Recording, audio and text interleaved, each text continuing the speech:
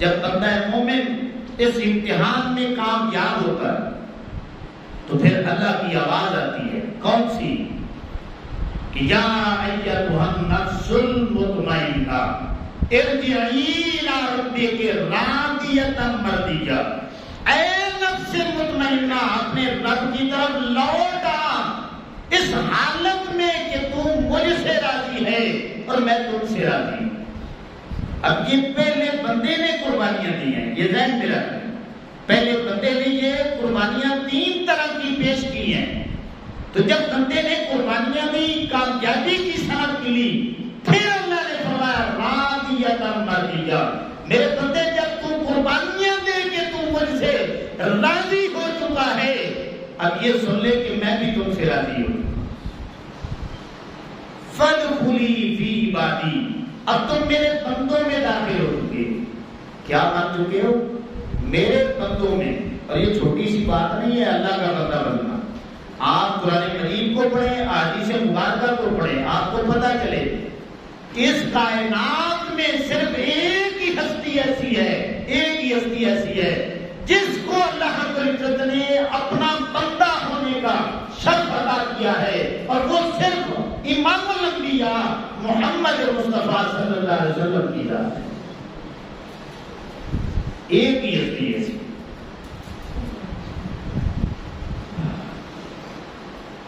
آقا کریم صلی اللہ علیہ وسلم جب معراج پہ پہنچے، راز و نیاز کی باتیں ہوئیں، تو اللہ رب العزت نے پوچھا کہ محبوب بتا تجھے کیا چیز عطا کروں؟ اب حدیث مبارکہ میں آتا ہے کہ آقا کریم علیہ السلام نے عرض پیش کی ہے، مالک بس ایک دفعہ تو فرما دے کہ میں تیرا بندہ ہوں۔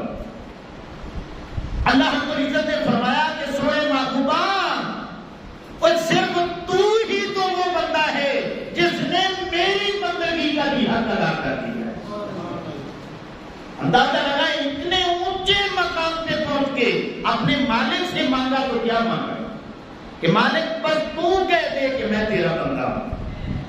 اب سارے ہم بیٹھے ہیں، ہم کہتے ہیں ہم اللہ کے بندے ہیں، اللہ مانے یا نہ مانے اس کی مرضی، لیکن اس کائنات و پست و بالا میں اگر کسی کو بندہ ہونے کا اللہ رب العزت نے اعزاز عطا فرمایا ہے تو وہ فقط آپ کی اور میرے آقا کریم علیہ السلام کی ذات ہے۔ اسی مقام کو دیکھ کر کے علماء نے لکھا ہے کہ قرآن مجید میں جب اللہ رب العزت نے آقا کریم علیہ السلام کے بڑے بڑے رتبوں کی بات کی، بڑی بڑی شانوں کی بات کی، تو وہاں پہ اللہ رب العزت نے اپنے حبیب کریم علیہ السلام کی ابدیت کا ذکر کیا، ابدیت کو بیان کیا۔ کیوں؟ اس لیے کہ میرے حبیب کو یہ لقب بڑا پسند ہے، تو جب میں محبوب کی شانیں بیان کروں گا تو لفظ ابدیت لگا کے کروں گا۔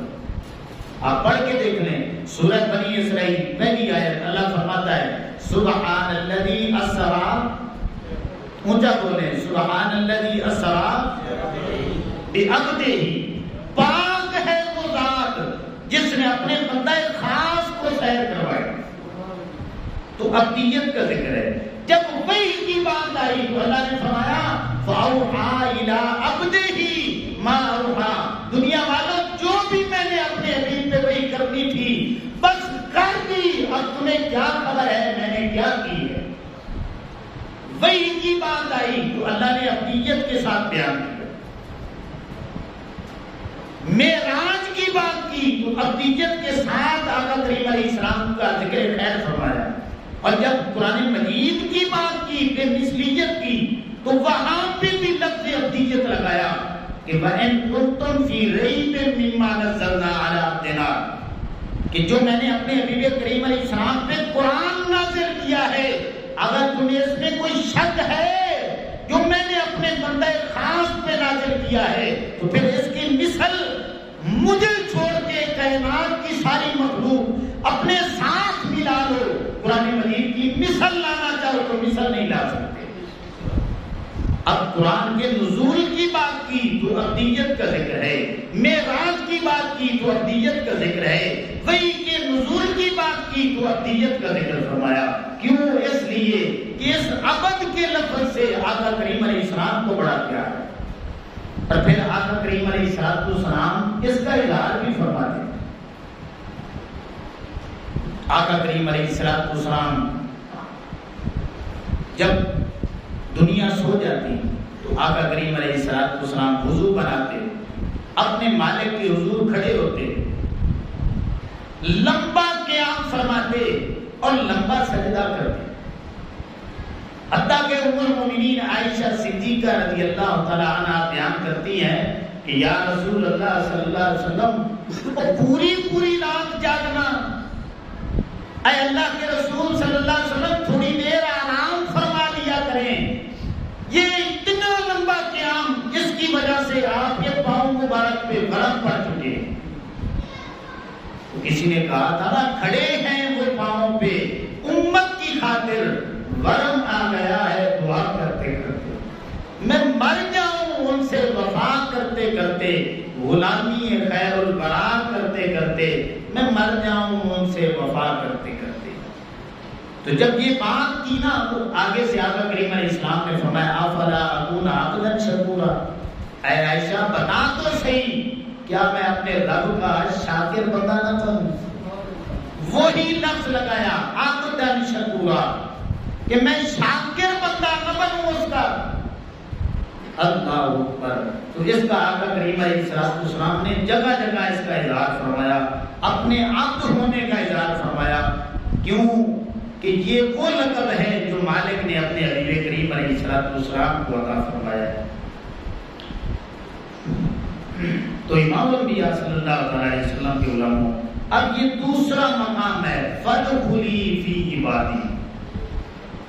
جو بندہ مومن اپنے مال کی اور اپنے جان کی قربانی اس انداز میں دے لیتا ہے جس طرح مالک کی رضا ہوتی ہے، تو پھر اللہ رب العزت اس کائنات میں صرف اس بندے کو اپنا بندہ فرماتا ہے کہ فادخلی فی عبادی، کہ اے میرے وہ بندے جس نے کلمہ پڑھا پھر نماز وقت پہ ادا کی، پانچوں وقت کی ادا کی، اس نے وقت کی، جان کی، مال کی قربانی کا اقرار بھی کیا اور پھر میدان میں بھی آ گیا.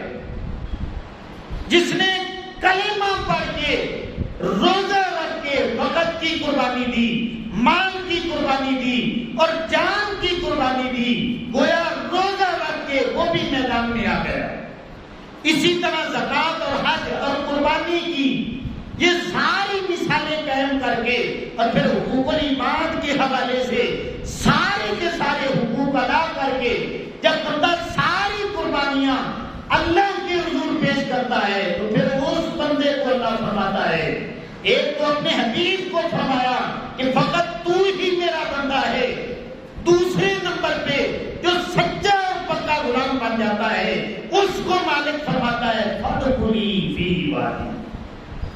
اے میرے بندے یہ ساری قربانیاں دینے کا تو نے اقرار کیا تھا اور پھر تو نے عمل بھی کر کے دکھا دیا، اب تو حقیقی معنوں میں تو میرا بندہ بن چکا ہے.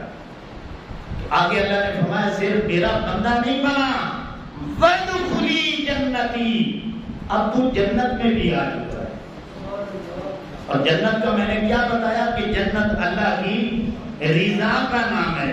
تو گویا اللہ فرماتا ہے کہ جو بندہ میرے حبیب کریم علیہ السلام کا سچا غلام بن جاتا ہے میں دنیا میں اسے اپنی رضا کی سند عطا فرما دوں. اور یہ جو جنت ہے نا، جنت یہ درجہ بدرجہ ملتی ہے، سبھی کو ایک جیسی جنت نہیں ملتی. ٹھیک ہے نا؟ جنت کی 8 قسمیں ہیں. جنتیں کتنی ہیں؟ 8 جنتیں.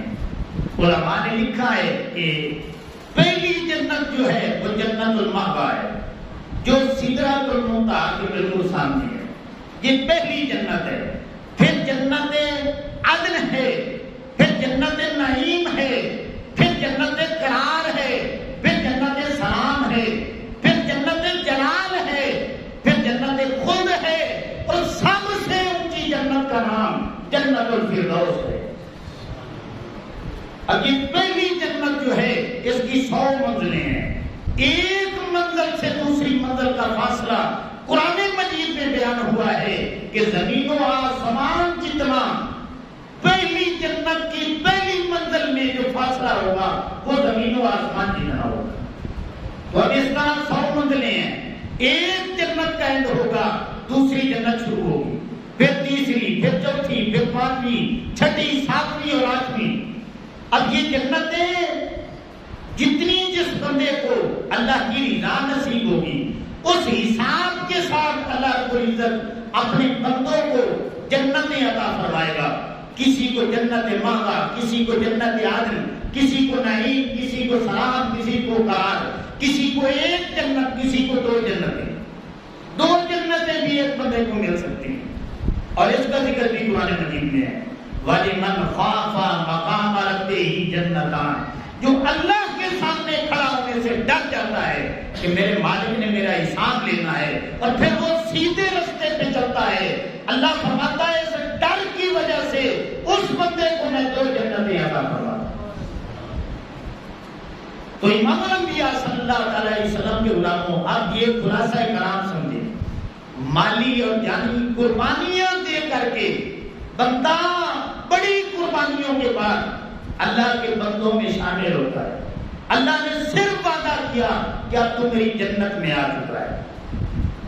کہ بندے نے بڑی کوشش کی, بڑی محنت کی, لیکن ایک ہستی ایسی بھی ہے جس کو اللہ فرماتا ہے اے دنیا والوں سن لو, اور تم نے بڑی قربانیاں دے کے بس میری جنت الماما تک پہنچے ہو.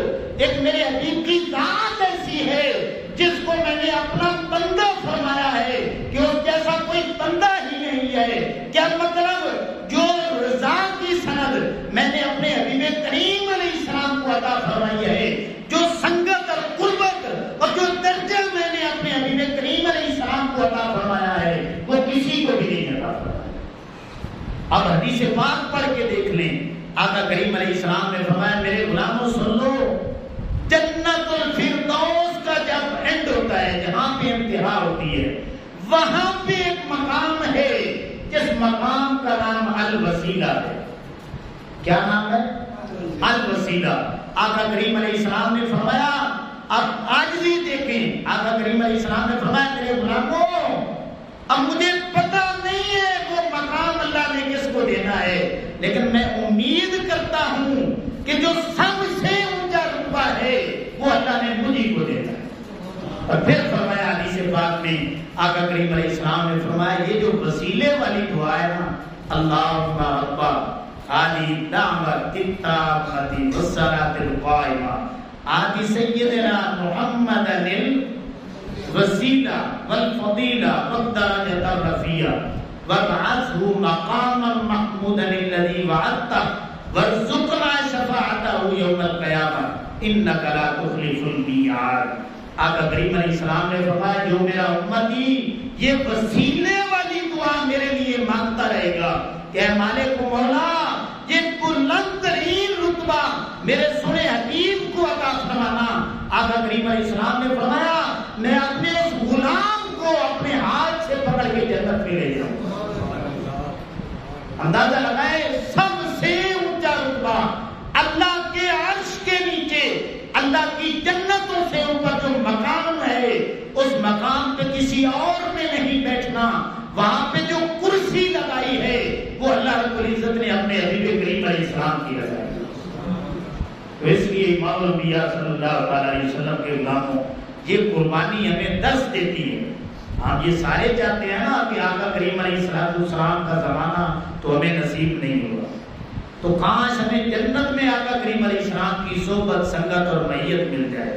تو جو یہ چاہتا ہے نا تو پھر اپنے آپ کو وہ 3 قربانیوں کے لیے ہر وقت تیاری کر لے کہ اگر 3 مجھ سے وقت کی قربانی مانگے گا میں وقت کی قربانی دوں گا.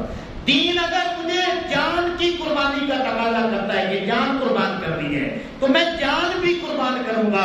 اور اگر 3 یہ بلاتا ہے کہ اب تمہارے مال کی ضرورت ہے, مال کی قربانی کے لیے جو تیار ہو جاتا ہے اللہ کی عزت کی قسم ہے اس کو وہی جنت الفردوس ملے گی جس میں آقا کریم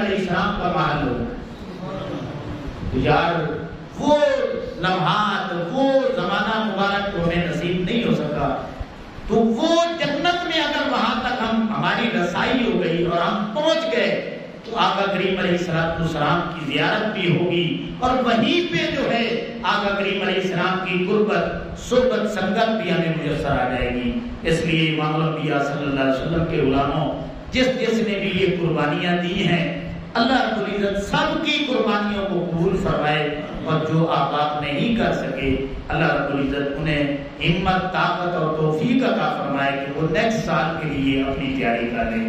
اللہ انہیں جو ہے آقا کریم علیہ السلام کی شریعت پہ عمل کی توفیق عطا فرمائے۔ وما علینا